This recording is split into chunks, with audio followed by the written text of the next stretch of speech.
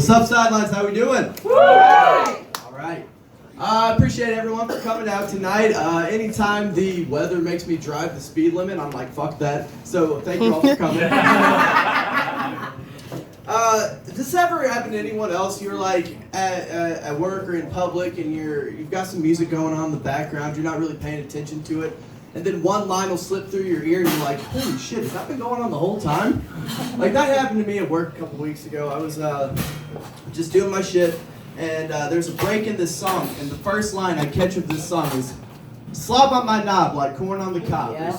And I was like, slop on my knob like corn on the cob. So after I spent about 5 minutes trying to imagine how this motherfucker eats corn, I got it. And I was like, I knew nothing about this. I had to Google a lot of this shit, and I found out that the song playing was G-Eazy's No Limit, and the line in question was a rehash of a 1999 song from Juicy J, Oscar winner Juicy J. Yeah. That is right, Oscar winner. That is the one for movies, not the one for music. Oscar winner. If you don't remember, he won an Oscar in 2006 for It's Hard Out Here for a Pimp when he was with 3 6 Mafia. 2006. That is 11 years before Leonardo DiCaprio won his fucking Oscar. He didn't have to eat raw meat. He didn't have to sleep in that dead bear. Right. And the motherfucker's still making money from something he made in 1999. Like, how many of you can say that shit? Seriously. But I love music. I've always loved music. I work on the radio now because I love music. I've always listened to the radio. My parents were a bit older than most of the kids that I grew up with, and so I grew up listening to the Golden Oldies. And I loved listening back on the Golden Oldies because there's a lot of stuff that came out back in the 50s, 60s that can't come out now. Either the terminology doesn't work, or the society has moved on to a point that the songs don't fit. Like, there's a song called Ragdoll by Frankie Valli. And ragdoll refers to a girl who wears hand-me-downs, and that's what the rich kids call her. It is the cruelest thing I've ever fucking heard in my life. Like ragdoll, but and then there's a song from 1965. It was actually the #1 song in the summer of 1965. It's called The Game of Love. It's got a really catchy chorus, you know, like, come on baby, let's play the game of love. Love, love, love, la la la la la love. Anybody remember that? Yeah. You remember how it starts? The purpose of a man is to love a woman, and the purpose of a woman is to love a man. So come on, baby, let's play. Like, when it starts out, it kind of seems like a Southern Baptist pastor, and then it goes into this fucking 60s pop. Like, it's a lot of fun. It's a lot of fun. I like listening to songs for their lyrics. The lyrics of songs get me. If a song has weird lyrics, I like to imagine the writer of the song giving those lyrics to the rest of the band and then having to like talk to this person about this. Like, you remember Disturbed, the band Disturbed? They came out with Down with the Sickness was one of their biggest first hits. If you remember this, I like to imagine him giving these lyrics to the rest of the band and him being like, okay, hey Dave, I got your lyrics for Down with the Sickness. Yeah, they're pretty cool, right? Yeah, they're pretty cool. What is this up here? Ooh, wah, ah, ah, ah? Yeah, like, ooh, wah, ah, ah. All right. And then down here, I'm kind of concerned. It says, no, mommy, don't do it again. Don't do it again. I'll be a good... Yeah, no, what you're saying, it sounds kind of weird. It'll be in my voice, like, no, mommy, don't do it again. Don't do it again. I'll be a good boy. Honestly, man, that didn't sound any better. That was fucking horrific. But yeah, no, I love music for the lyrics. The lyrics of the songs are what get me. Like, if it's got a good beat, it's got a good rhythm, that's cool. But if the lyrics are shitty, I hate the songs. And for most songs, I'm cool with, but there are certain songs that I just cannot stand. One of those songs being a song called The Escape by Rupert Holmes. Most of you know this song, but you don't know it as The Escape. You know it as the Pina Colada song.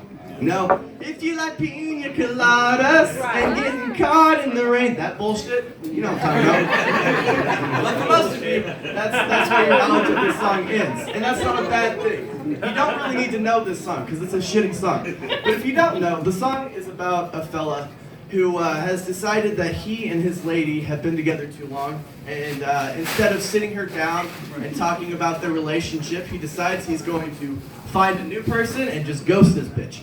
And so, it's the 70s, he gets in the classifieds, that's where he finds the "if you like pina coladas" thing that everyone knows. And so the second verse, he writes back to this woman, which is literally just what she wrote, but in the affirmative. "Yes, I like pina coladas." Like fucking lazy writing.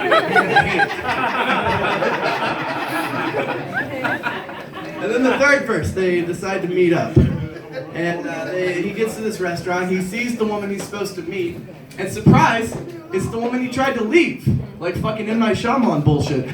And he looks at this woman, and they see each other, and they don't say, "Oh wow, we have a lot of stuff we need to work out. Like our relationship is really bad." They look at each other and they go, "I never knew that you like pina coladas." I think it's so fucking stupid. It's not a love song, it's not a breakup song, it's just about two shitty people who can't communicate. Like, I hate this song. So, as I said, I work on the radio, and in working on the radio, it's allowed me to look up stuff about musicians that I really enjoy, get to know more about them, find out about their songs, very, very specific pieces of their songs. And one of those I got to know a lot about was Stevie Wonder. We got some Stevie Wonder fans? Woo! Yeah, I love Stevie. I do. And so I got to look up some stuff about Stevie Wonder. In 1969, he came out with the song "My Chérie Amour." It's French. It means "my dearest love." And he said that was actually a very difficult song for him to write, because French does not translate to Braille well. It all slides together.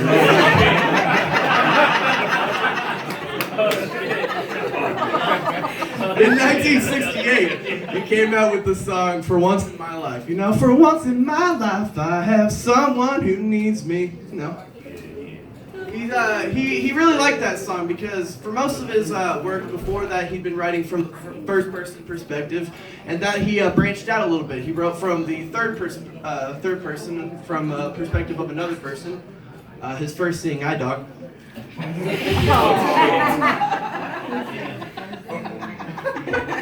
Stop it! I got one more.